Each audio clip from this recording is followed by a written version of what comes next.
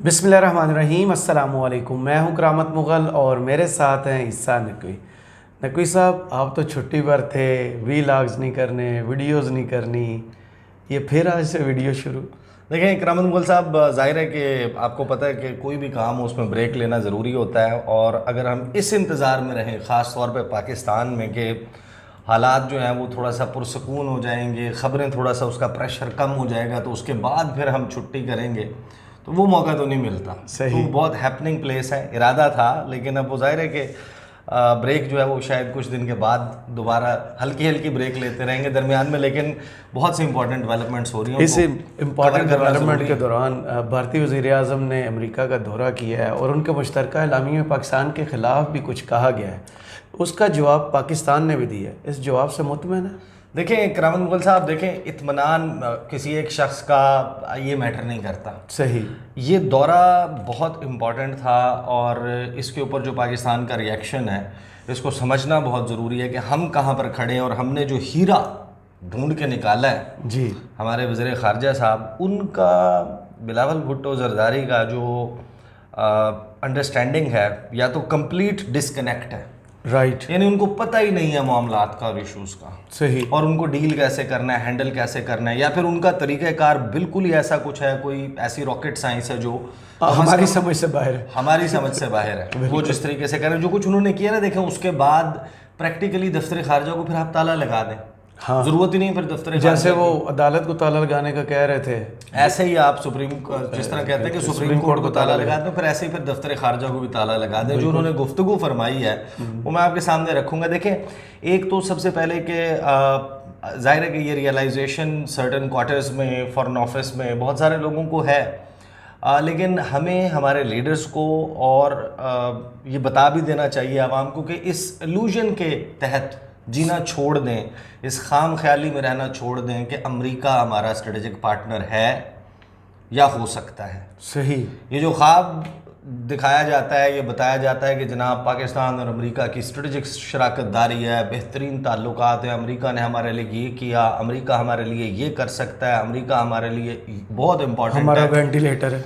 Ventilator है, ये सब कुछ। देखें, आपको याद होगा कि गुज़श्ता साल अपनी रिटायरमेंट से खासे चंद माह पहले फरवरी के महीने में जो सिक्योरिटी डायलॉग हुआ था, नहीं फरवरी नहीं, सॉरी, मार्च में हुआ था, जो इस्लामाबाद सिक्योरिटी डायलॉग, उसमें साबिक आर्मी चीफ कमर जावेद बाजवा साहब जो हैं, उन्होंने अमेरिका के हवाले से जो गुफ्तगू की थी, और उसके बाद फिर ये जो एपिसोड सारा चला जिसमें इमरान खान ने साइफर लहराया, वो सारी गुफ्तगू की, उसमें एक बात बहुत ज़्यादा फिर शुरू हो गई कि अमेरिका एक क्वार्टर बन गया जो कहता था अमेरिका मासूम है। नहीं, अमेरिका बहुत अच्छा है, अमेरिका पाकिस्तान के लिए बहुत ज़रूरी है, इतने अरब डॉलर की एक्सपोर्ट है। बिल्कुल दुरुस्त बात है।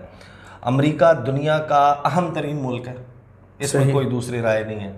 अमेरिका पाकिस्तान के लिए बहुत इम्पॉर्टेंट हो सकता है, सही, इसमें भी कोई दूसरी राय नहीं है। लेकिन क्या है, क्या इस वक्त मुमकिन है? इसमें देखें, चीन और अमेरिका की लड़ाई इस वक्त वर्ल्ड स्टेज के ऊपर वो ड्राइव कर रही है अमेरिका का रिलेशनशिप पूरी दुनिया में। इस खित्ते में अगर हम आज समझ लें हमारे लिए बेहतर है। मैं आता हूँ उन डिटेल्स की तरफ जो पाकिस्तान के हवाले से कहा और फिर जो रिस्पॉन्स हमारे वज़ीर ख़ारजा ने दिया। जितनी जल्दी आप इसको रियलाइज़ कर लें कि इस खित्ते में अमेरिका ये डिसाइड कर चुका है कि उनका पार्टनर इंडिया है, और इंडिया को उन्होंने पैम्पर करना है, इंडिया को उन्होंने पुश करके उस स्टेज पर लाना है जहां पर वो चीन के रास्ते में हाइल हो सके। सही। तो उसके लिए वो हर हद तक जाने के लिए तैयार है। गुज़श्ता 2 दिहाइयों में, मैं ये बात हम अक्सर वीडियोज़ में करते हैं कि गुज़श्ता 2 दिहाइयों में इंडिया को बेतहाशा अनड्यू फेवर्स दी गई हैं अमेरिका की तरफ से।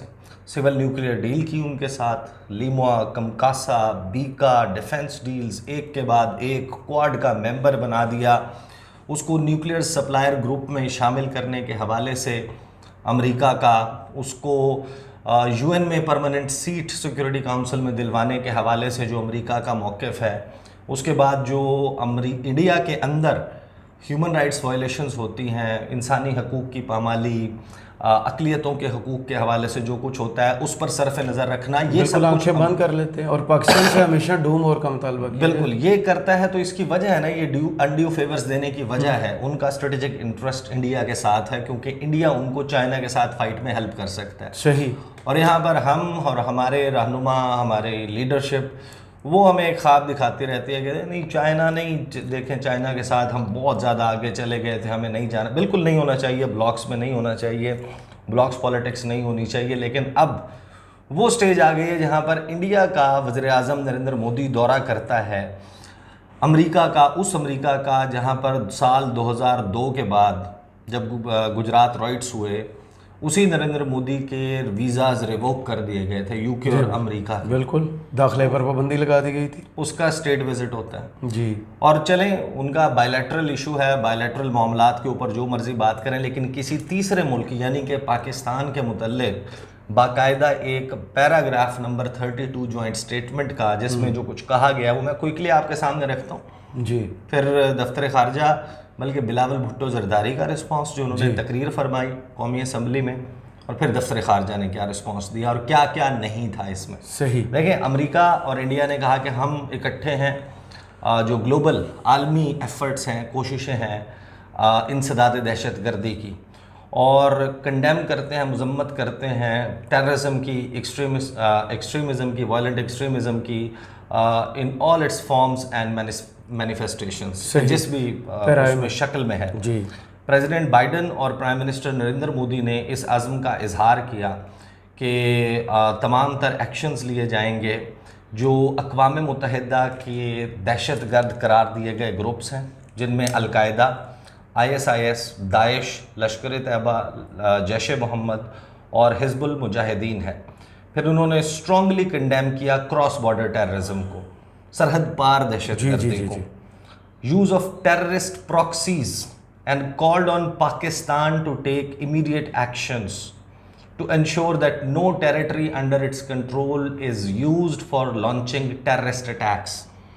डायरेक्ट पाकिस्तान पर हिट किया है कि क्रॉस बॉर्डर टेररिज्म रोकी जाए, टेररिस्ट प्रॉक्सीज का इस्तेमाल रोका जाए, यानी कि उनकी इंफॉर्मेशन ये है कि हम अब भी ये कर रहे हैं, हमारे यहाँ से ये सब कुछ हो रहा है। और मुंबई अटैक्स, पठानकोट अटैक्स के हवाले से उन्होंने कहा कि उनके ज़िम्मेदार जो लोग हैं उनको कैफ़िर किरदार तक पहुंचाया जाए।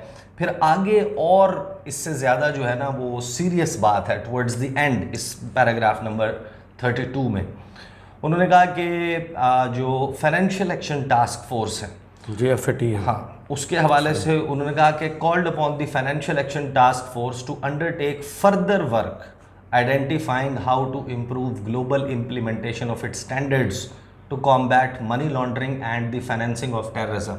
यानी कि इंडिया और अमेरिका ने मिलकर इस जॉइंट स्टेटमेंट के ज़रिए एक मरतबा फिर पाकिस्तान पर FATF की ग्रे लिस्ट की तलवार लटका दी। सही। तो ये है वो पैराग्राफ जो पाकिस्तान स्पेसिफिक आया। अब इस पर रिस्पॉन्स क्या होना चाहिए था? जाहिर है कि इसमें कुछ ऐसे सवालात हैं जिसके ऊपर पाकिस्तान, जाहिर है कि पाकिस्तान का एक माजी रहा है, लेकिन अब की सूरत हाल क्या और इस वक्त पाकिस्तान किस सूरत हाल से गुजरा है, वज़ीर ख़ारजा साहब क्या फरमाते हैं? जी, वज़ीर ख़ारजा पार्लियामेंट के फ्लोर पर कौमी असम्बली में खड़े हैं और अभी तक दफ्तर ख़ारजा का जवाब नहीं आया था। दफ्तर ख़ारजा में मीटिंग्स चल रही थी, एक वेल वर्डेड, जाहिर है कि तकरीबन एक दिन के वक्फे से रिएक्शन आया। बिल्कुल ऐसा नहीं होना चाहिए कि इधर से स्टेटमेंट आया तो यहाँ से आप फ़ौरन नी जर्क रिएक्शन दें, बहुत ज़्यादा रिएक्शनरी होकर स्टेटमेंट दें। लेकिन जिस वक्त ये गुफ्तगू की जा रही है, ये स्पेसिफिक्स मेंशन किए जा रहे हैं, तो फिर अब आपको स्पेसिफिक्स पर जाना होता है। लेकिन हमारे वज़ीर ख़ारजा साहब फरमाते हैं कि यूनाइटेड स्टेट्स और भारत के दरमियान एक जॉइंट स्टेटमेंट आया है। इस हवाले से पॉलिसी बयान तो फ़ॉरेन ऑफिस की तरफ से आएगा, लेकिन मैं इस पर यहाँ कुछ ऑब्जर्वेशंस देना चाहता हूँ। मैं समझता हूँ जनाब स्पीकर के पाकिस्तान के लिए ज़रूरत है कि हम दुनिया की सियासत से थोड़ा दूर रहें और हम अपने ही ऊपर फोकस करें। यानी कि पाकिस्तान के वज़ीर ख़ारजा वो ये बता रहे हैं कि दुनिया की सियासत, यानी दफ्तर ख़ारजा का क्या काम है कि जो इंटरनेशनल पॉलिटिकल सीन है उस पर इस मुल्क की रेलिवेंस बनानी है। बिल्कुल यही काम है ना। दफ्तर ख़ारजा क्यों है फॉरेन ऑफिस ऑफ पाकिस्तान, क्यों है हमारी एम्बेसीज पूरी दुनिया में, और जो जियो पोलिटिकल सीन है, जो इस वक्त इंटरनेशनल पॉलिटिक्स है, उसमें किसी भी मुल्क की रेलेवेंस के लिए तमाम ममालिक तगोदौ करते हैं कि आप पॉलिटिकली रेलिवेंट रहें, सही। इररेलिवेंट ना हो। ये इंडिया की रेलिवेंस ही है जिसकी वजह से उसको इतनी अनड्यू फेवर्स रशिया से भी ले रहा है, अमेरिका से भी ले रहा है, सबकी ज़रूरत बना हुआ है। आपने अपने अगर पॉलिटिकल कार्ड्स, डिप्लोमेटिक कार्ड्स ही स्मार्टली नहीं खेलने तो फिर आप दफ्तर खारजा बंद कर देना। सही। यहाँ पर वो इंटरनली बात करें। देखें, आप फिर वज़ीर दाखिला बन जाएं, छोड़ें, आपका काम नहीं है, आप फॉरेन मिनिस्टर राना को उधर दे दें। ऐसे कर लेना। हाँ। कहते हैं कि जनाब हम दुनिया की सियासत से थोड़ा दूर रहें और हम अपने ही ऊपर बिल्कुल फोकस करना चाहिए, अपने ऊपर। आगे वो कहते हैं कि हमने इंटरनली देखना है और अपने जो सारे इश्यूज़ हैं, ख़ास तौर पर सियासी इस्तेहकाम और मुआशी मसाइल जिनकी मैंने निशानदेही की है, इनको हमने ज़रूर पहले इनको दुरुस्त करना पड़ेगा, उसके बाद हम अपने इंटरनेशनल टारगेट्स को हासिल कर सकते हैं। यानी बात दुरुस्त है कि आप अगर इंटरनली मजबूत हैं, आपके यहाँ ये मसाइल नहीं हैं, तो आप ज़्यादा बेहतर तरीके से अपने डिप्लोमेटिक एफर्ट्स कैरी आउट कर सकते हैं, अपने पॉलिटिकल रिलेशनशिप बना सकते हैं। बट आपको पता है कि जो आपकी मईशत है वो भी आपकी इस relevance on international political scene उसके साथ जुड़ी हुई है। बिल्कुल। आप इंडिया का, मैं बार बार ये मिसाल क्योंकि यहाँ पर इंडिया सब्जेक्ट मैटर है, इसी वजह से मैं बार बार कह रहा हूँ कि इंडिया को ये जो मुआहदे अनड्यू फेवर्स मिल रही हैं, उसकी पता नहीं किस किस हरकत से जो है वो सरफ नज़र किया जा रहा है। वो इस वजह से किया जा रहा है क्योंकि वो ज़रूरत बना हुआ है, पॉलिटिकली रेलिवेंट है उन ममालिक के लिए और डिप्लोमेटिकली रेलिवेंट है वेस्टर्न कंट्रीज़ के लिए, इवन रशिया के लिए। इसी वजह से वो उसके साथ डील करते हैं। अब यहाँ पर हमारे वज़ीर ख़ारजा कह रहे हैं कि बाकी सब कुछ छोड़ दें, जैसे कंप्लीट डिप्लोमेटिक कट ऑफ कर लें जी, और पॉलिटिक्स को छोड़ देंगे जो इंटरनेशनली चल रही है और अपने इंटरनल मसाइल पे, तो आपकी जो मईशत बेहतर होनी है, यानी कि वो अपना काम छोड़ दें, बाकी वो काम पे लगा दें। ये सारा इसके साथ जो है वो रिलेटेड है। आगे वो कहते हैं जनाब उसके बाद हम अपने इंटरनेशनल टारगेट्स हासिल कर सकते हैं, हमें दुनिया या अमेरिका के साथ अपने ताल्लुकात के हवाले से इनसिक्योर होने की ज़रूरत नहीं है।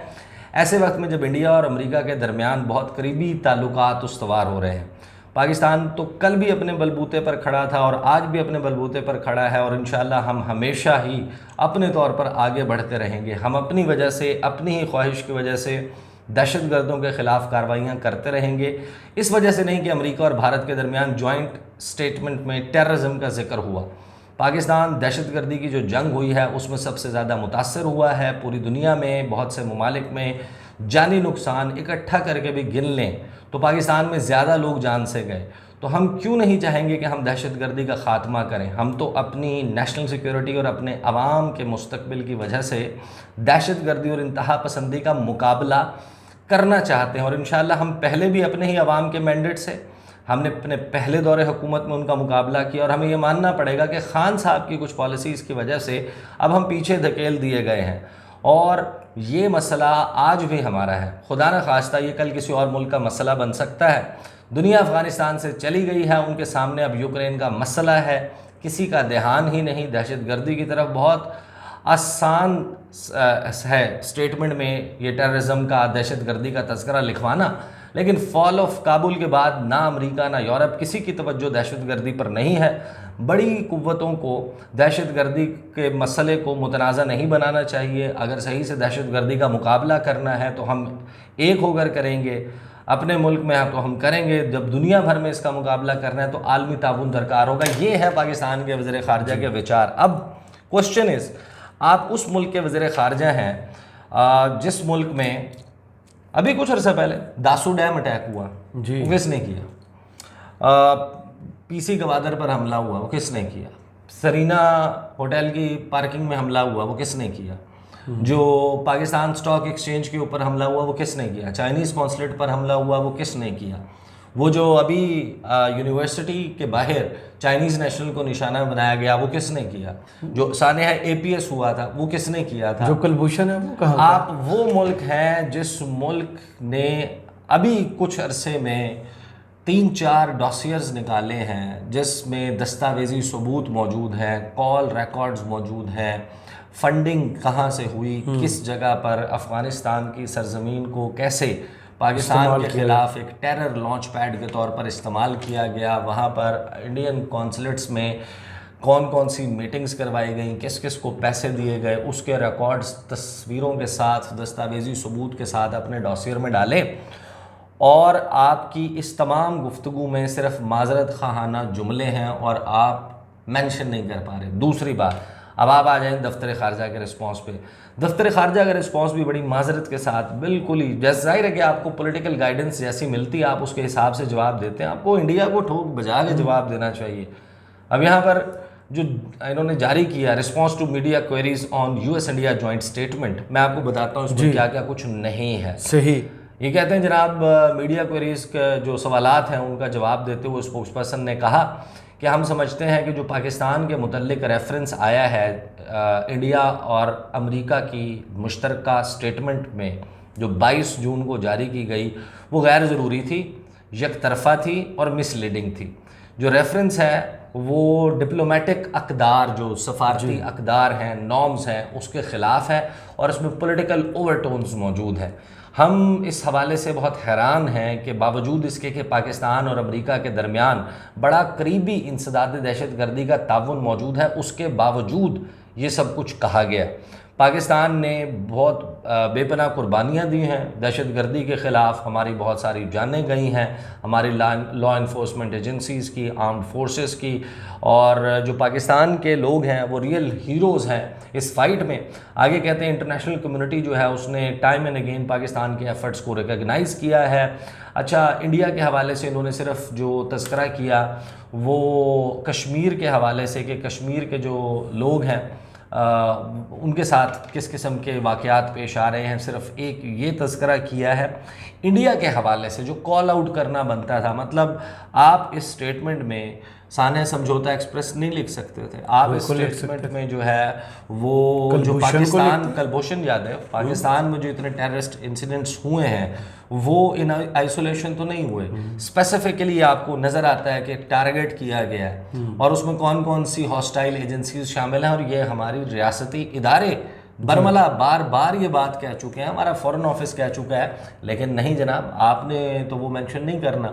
चले आप इंडिया के इंटरनल मामलात के ऊपर जो इंडिया अपने अंदर करता है और उनकी वजह से जो फैक्टर्स हैं जिनकी वजह से दहशतगर्दी इस खत्ते में या इंडिया में बढ़ी है, उन रीजंस को ही आप मेंशन कर दें। जो आपने कश्मीर में जो अगर बोलने का इतना ही शौक है तो जो आप गौ रक्षा के नाम के ऊपर जो कुछ करते हैं और उसके बाद जो आपने वहाँ पर लव जहाज के नाम पर काफी कुछ रजिस्टर ऑफ सिटीजन, जो मणिपुर में अभी कुछ हो रहा है, अमेंडमेंट एक्ट, ये जो सारा कुछ किया है इसमें से किसी भी चीज़ को मेंशन नहीं किया। तो आई थिंक बड़ा इससे बेहतर जवाब हो सकता था, उसमें आप स्पेसिफिक इंसिडेंट्स मेंशन कर सकते थे। लेकिन वही बिलावल साहब वो कहते हैं कि जनाब जिनको शौक था उनके वज़ीर ख़ारजा से मिलने का, ये हमने जनाब वो हीरा जो है वो ढूंढ के निकाला है, हमारे वज़ीर ख़ारजा हैं। अब मे बी शायद हमें इस बात की समझ ना आ रही हो, लेकिन हो सकता है कि इस पॉलिसी से जिसमें आप माजरत खाना, जब आपको कोई कहे कि तुम एपी सेंटर ऑफ टेररिज्म का, तुम दहशतगर्दी का मंबा और मरकज़ हो, तो बजाय इसके कि आप उनको उनका चेहरा दिखाएं, आप माजरत खाना रवैया इख्तियार कर लें। हो सकता है ये जो तरीक़ाकार है जो अपनाया जा रहा है इसका एक को फ़ायदा हो जाए। लेट्स सी, मुझे नहीं लगता कि नहीं, आप भी बिल्कुल सही समझ रहे हैं। बहुत शुक्रिया ईसा नकवी, आपके तज़िये का कमेंट्स बॉक्स में ज़रूर बताइएगा। ये वीडियो आपको कैसी लगी। इजाज़त दीजिए, अल्लाह हाफ़िज़।